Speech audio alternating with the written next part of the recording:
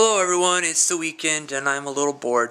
I wanted to introduce you to a couple of good friends of mine.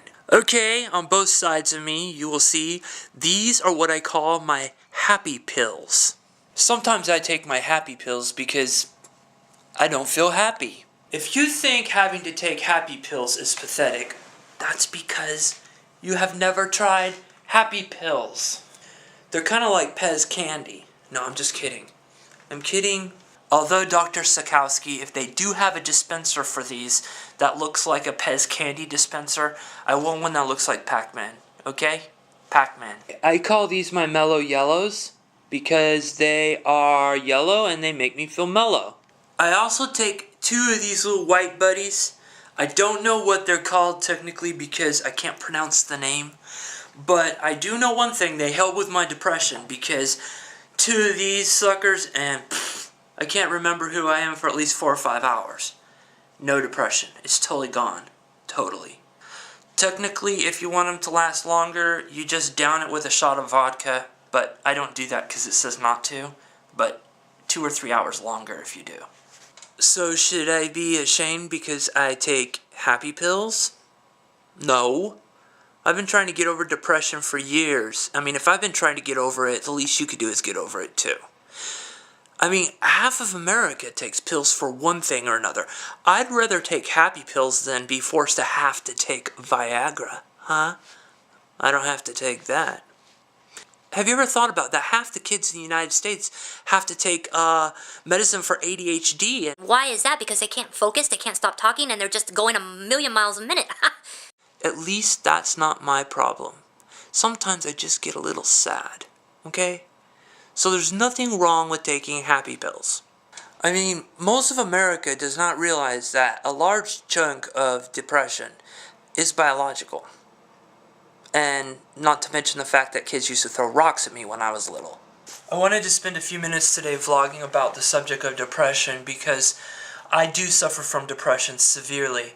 I've been diagnosed myself with clinical depression, chronic and severe, which basically means it comes back and keeps coming back, and when it comes back it's very severe.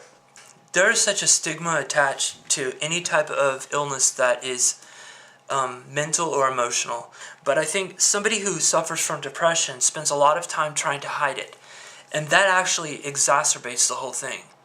For me, it made it worse because I was trying to keep my life together, and the problem was that in order to do that, you have to be in public a happy person. And when you don't feel happy, or you don't feel like dealing with life, and yet you're forced to, when you are by yourself, it's like you plummet even deeper than you imagined is possible. I fight my depression every day. I still fight it, and I have a feeling I will fight it for the rest of my life. But that's okay. I just keep fighting it. I think a lot of it is biological because it does run in my family, but a lot of my depression was brought on by circumstances in my life also. For 8 years, I was in a miserable marriage. I was a father and a husband that tried to do everything and tried to keep all the pieces together in my marriage. Finally, I couldn't take it anymore. I got divorced, and then my depression even got worse. One of the things I've talked about in one of my videos is the fact that I had to come to terms with the fact that I was gay, which to me was very difficult.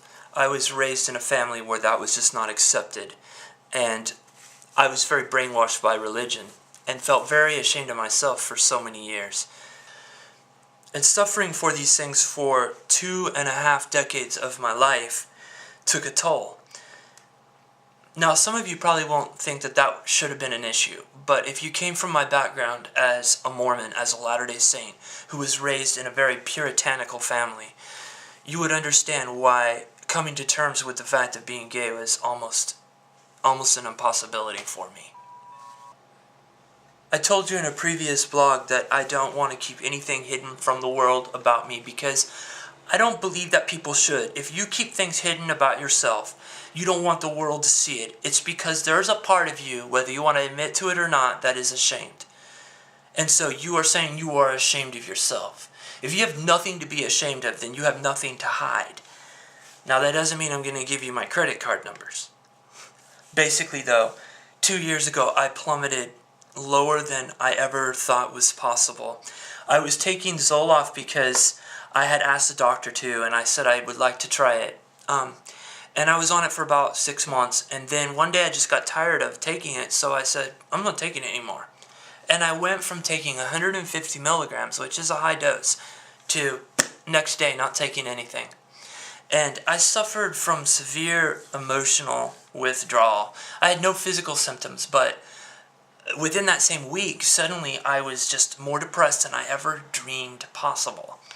And I don't know if you realize that today in the court system, that if you have an ex-spouse that knows about problems with depression, and an ex-spouse finds out that you're not taking medicine for it, the courts, they don't even second guess things. They'll take away your children. Here I was, a school teacher that never even had a freaking speeding ticket.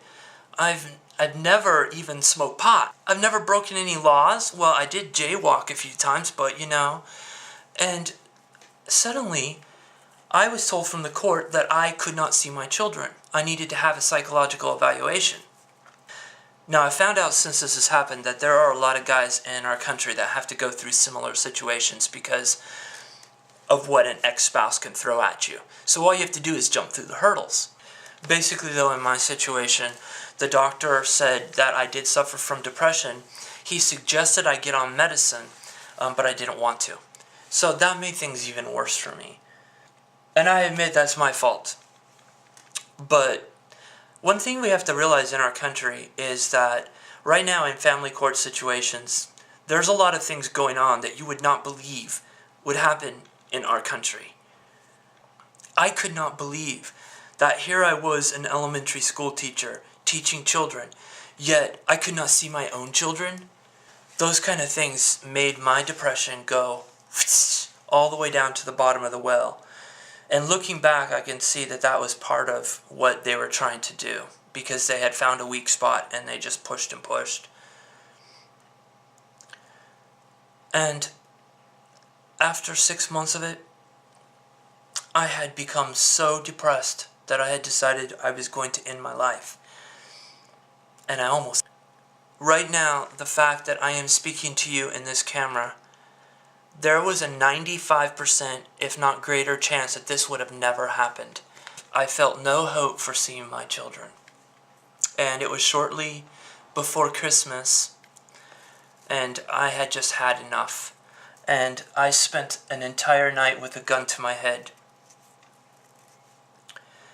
I even pulled the trigger back as far as I could, and waiting for it to just pop. But for some reason I couldn't pull it back enough. I spent the whole night like that, and angry at myself because I couldn't do it. But losing my children was more than I could bear, and I felt so much shame because losing your children, you think in this country that doesn't happen. That only happens to criminals. That only happens to people who are totally off the deep end. And I wasn't. I was just depressed. But after I had completely plummeted to the very bottom of the well and had to be hospitalized because of it, that just made things worse. Because now you gave the people that were claiming you were so depressed, now you gave them everything they wanted, so now it's like, now, they won. They proved that you were what they said you were, even though a lot of what they had done pushed you there. Anyhow, I'm sharing all of this with you because I told you there's nothing in my life that I want to hide from myself. I'm done hiding things from myself. And in order for me to truly accept myself, I have to be courageous enough to share the parts of me that I would not want anybody to see. As long as you are busy hiding things about yourself to other people, the truth is what you are really doing is you are hiding it from yourself. And hiding things from yourself, you can't do it. So in essence, you're like a dog chasing its tail around and around and around. You are running from yourself within yourself.